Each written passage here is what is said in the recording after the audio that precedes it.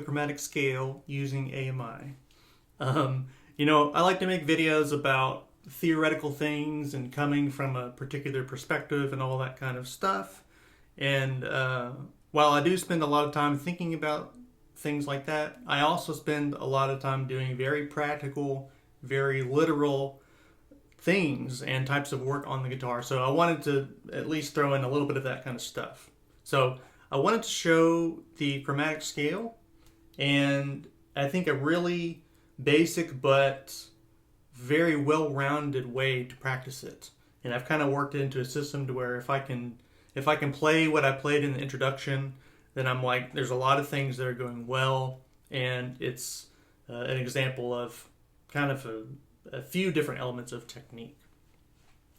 So you might hear that chromatic scale and think, oh, it's just a chromatic scale, but there's actually a lot going on, and it's very technically beneficial. So chromatic just means every single note. You know, when you play a piece, you're not typically using chromatics. You're using diatonic notes, notes that sound good in the key.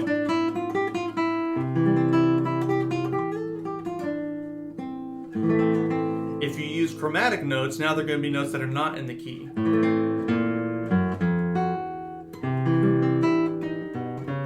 Okay, so now they sound like they're from a different key. That's an example of chromaticism. So a chromatic scale just means every single half step. If you're playing the piano, you'd play every white and black key in succession. For the guitar, it means every fret. So I'm just looking at the chromatic scale in open position and then using all four fingers. So it's just going to be the open string and then 1, 2, 3, 4 on every string.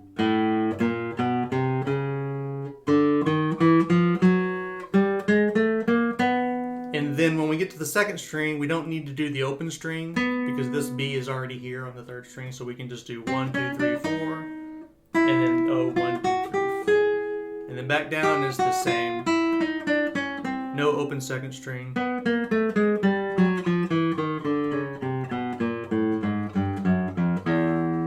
And then you know when it sounds right because you're hearing every single one of those half steps, right? Very simple approach. But I actually was doing kind of a much lengthier succession of exercises for a while to warm up. And just kind of over time, naturally, I started to gravitate away from those into just running some chromatic scales. And I guess what I felt was that it was just more simpler, it was more codified, and I felt like all the juices that I need to get going to play, this is all happening here. So I like to play the chromatic scale using a 3-finger technique, using A, M, and I. Now you can play your scales A, M, I.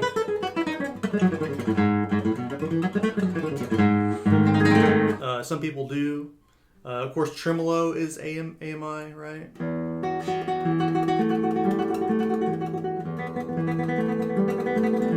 There's a lot of arpeggios that are AMI. But even if you don't do any of that, it's extremely valuable to do AMI work in your technique. Because if you do AMI work with the goal of having each finger have the equal amount of volume and getting all the elements of the tone of voice that you want, that's about as valuable technique work as you can possibly do. So incorporating it in the chromatic scale where you're using, you're not doing every individual unique finger combination here, but you are using all four fingers, so it's still, I consider it well balanced. I think it's a great combination of elements. So I have several different ways that I like to practice it, and I'll kind of go through them in terms of basic to, hopefully at the end you can get to what I played in the beginning of the video, where all these things are working very well, regardless of the tempo. So the first one I would do is I would just play the chromatic scale, and I would do AMI on every single note. You can do free stroke or rest stroke. I do either one. I don't know. I just kind of pick one each day. Some days I do both. I guess I'll do rest stroke for now. But I would just play the chromatic scale slowly and do AMI on each note. So AMI,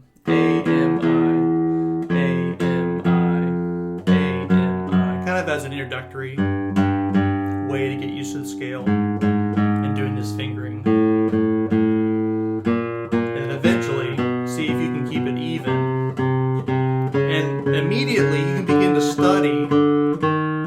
each note being loud enough, you know, each finger having a similar tone of voice.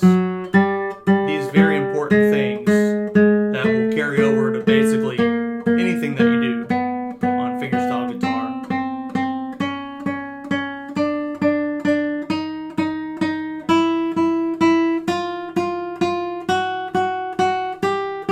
Okay, and then go back down, of course. And as that becomes more comfortable, this is a pretty valuable technique. I have some places where I use it, where you just need to do AMI kind of in a burst. So if you can eventually speed that up,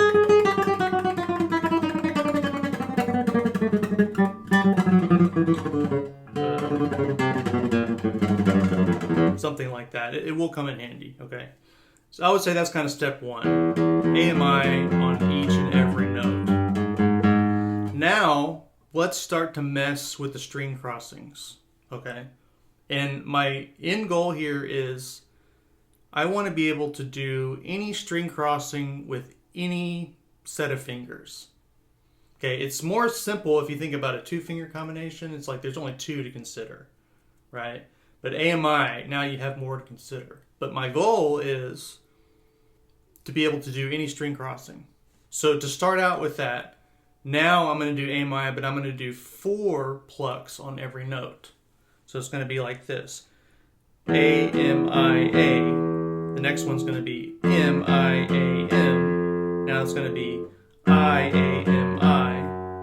A, M, I, A. M, I, A, M. I, A, M, I. A, M, I, A. And etc. Right? So you're always doing AMI continuously. It's just now, since you're doing groups of 4, you're going to start each new note on the next finger. A, M, I, A, M, I, A, M, I, A, M, I, and then that just continues all the way up, right? So each time you go to a different string, you're going to cross with a different finger. So this gets you used to kind of feeling that. So I might do it in groups first of all, like that.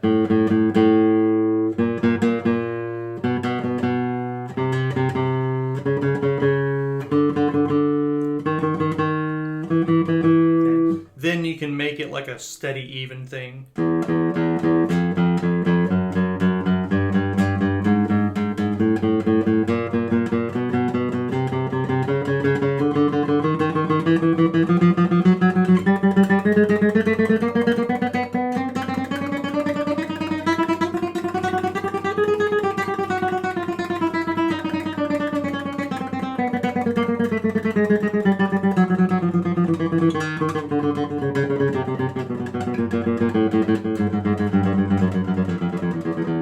Okay, so that gets you used to keeping the AMI going, even though the string crossings kind of want to throw you off, and getting used to that, okay? Now, I think kind of a trickier one, kind of the next level, is groups of 2. So we're still going to do AMI, but it's almost like if you were to do IM on every note. It's kind of like that, but we're going to keep it AMI. So it's going to be AM, IA, MI, AM, I, A, MI, AM, IA, etc.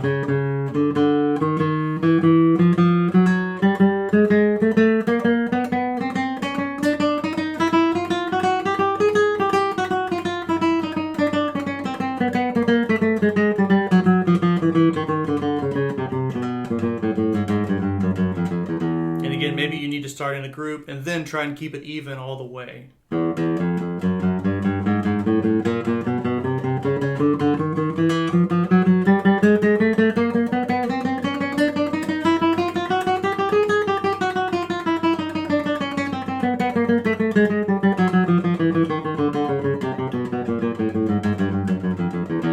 Okay, and that one to me starts to get tricky because you're really playing a passage that would be best utilized for a group of 2 fingers, but you're using 3. But basically you want it to sound like 2. So once that starts to get kind of comfortable, then I think we can go to kind of the end all of the exercises, which is 1 finger on each note. So we're just going to play the chromatic scale from the beginning, from the bottom to top. And we're just going to do continuous AMI, but one pluck each note. So it's going to be A, M, I, A, M, I, A, M, all the way up.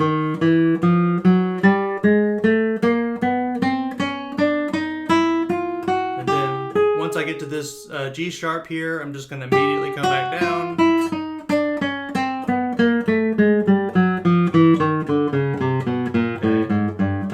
Get our fingering just right, we end on I. So this is super important. This is one of my favorite practice techniques. You know, when I'm trying to get comfortable with any type of fingering and I put it into a pattern, I always make note of, if I do the pattern correctly, what finger do I start on, and then what finger does that make it end on? So you just know, right? If you're learning the pattern, then you're going slowly and all that kind of stuff. Then when you just want to run it and be like, did I do it right? It's a quick check.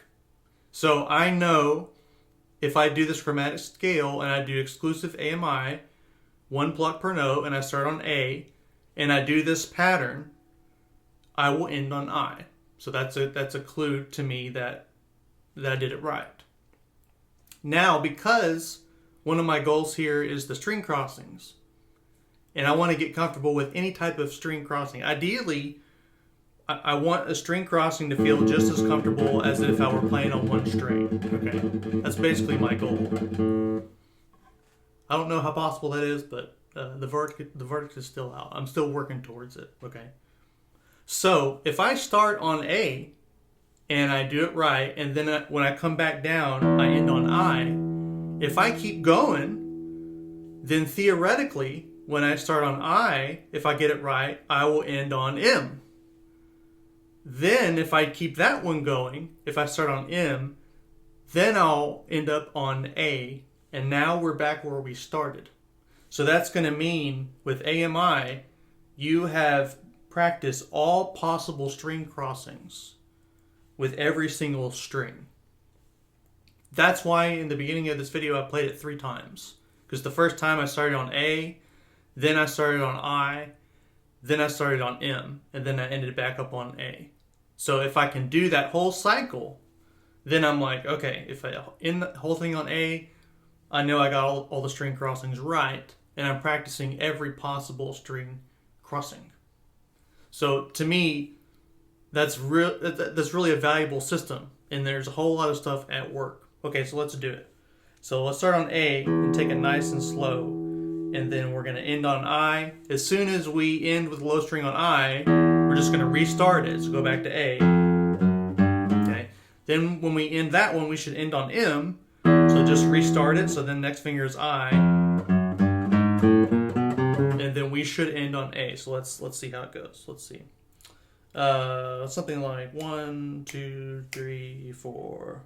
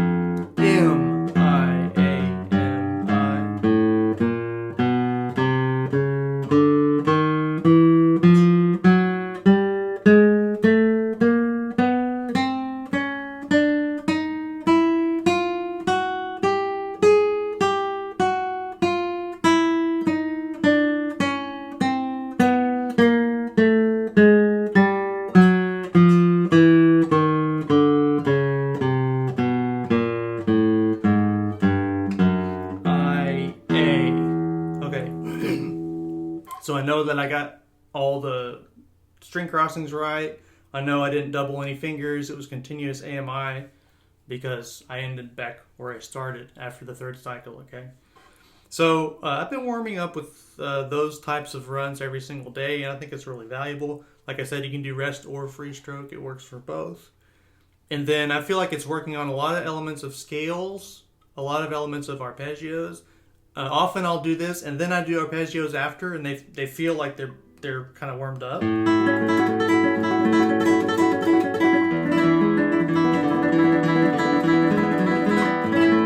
I don't feel like I have to start all over. It's like, no, the fingers are moving. Like, okay, now I can do some arpeggios. So then I just kind of have to find that groove, and then I can go right on.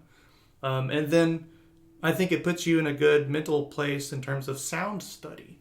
You got to warm your ears up. You got to get in touch with your guitar. What kind of sounds are you trying to feed it? And what does it sound like? And then, promoting the evenness and the tone of voice between all the notes. So that's just some fun with the chromatic scale.